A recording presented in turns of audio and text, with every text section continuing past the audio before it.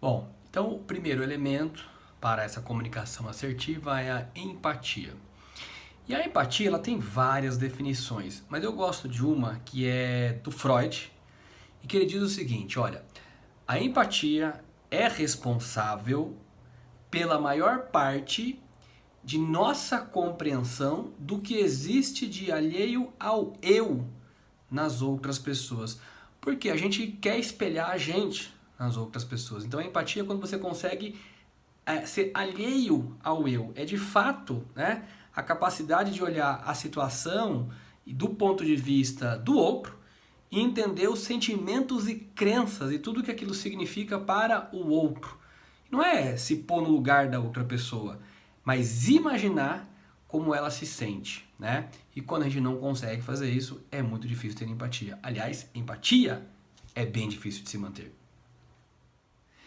E é difícil ser empático, claro que sim, porque nós todos somos tomados por emoções.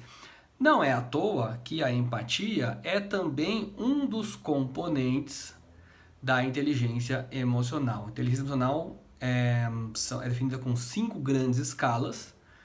Uma dessas escalas é as relações interpessoais, e nas relações interpessoais ela se subdivide em 3 subescalas. A responsabilidade social, que é eu não jogar mais gasolina onde já está pegando fogo, eu me sentir responsável pelo grupo em que estou. As próprias relações interpessoais mútuas e satisfatórias e a empatia. Veja, a empatia também tem uma conexão com a inteligência emocional.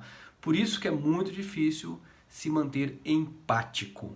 Mas é possível desenvolver empatia.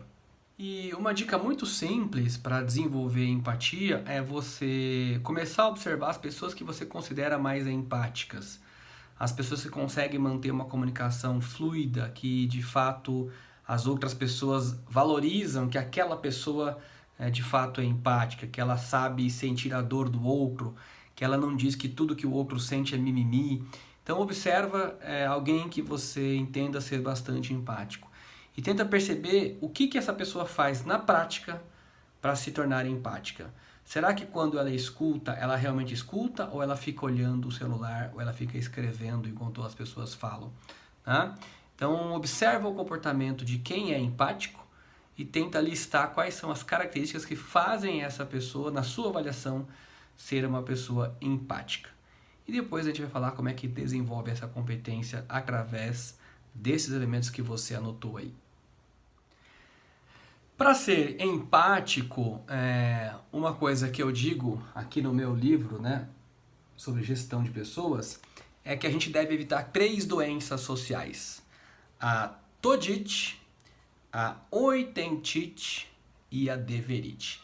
Se a gente conseguir evitar essas 3 doenças sociais, a gente já começa a ser mais empático com as pessoas que nós estamos nos comunicando. E eu vou falar o que é cada uma dessas 3 doenças sociais: todite, oitentite e deverite. O que é isso?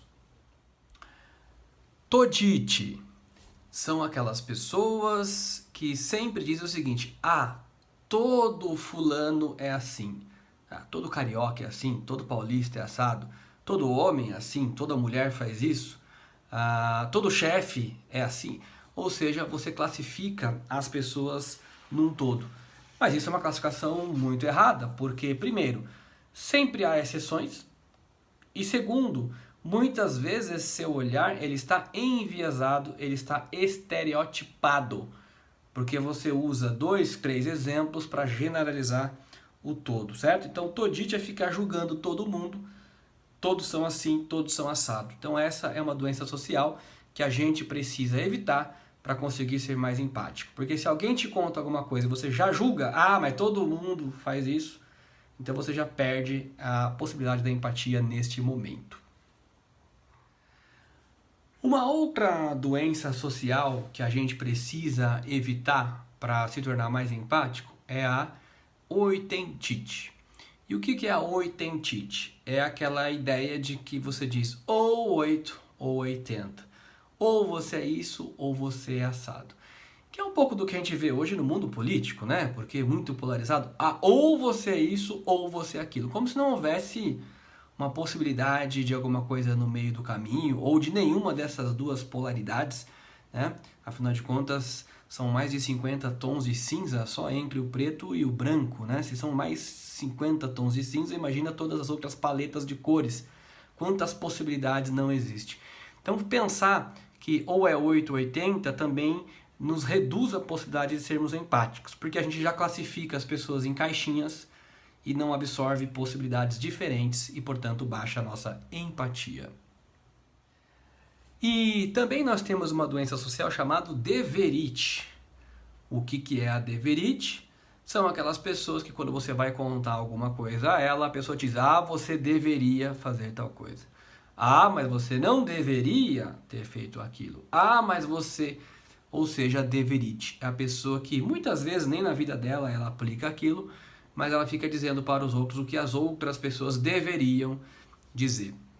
E isso não gera empatia, porque muitas vezes as pessoas elas até falam que querem um conselho, mas um conselho muitas vezes ele não é tão eficaz quanto a possibilidade que você tem de fazer a outra pessoa gerar o próprio insight, que é fazendo algumas perguntas e não dizendo o que ela deveria fazer. Fazer com que a pessoa reflita para que ela mesma encontre o seu caminho, encontre a sua resposta. Então, evite a deverite, porque a deverite também te afasta da empatia.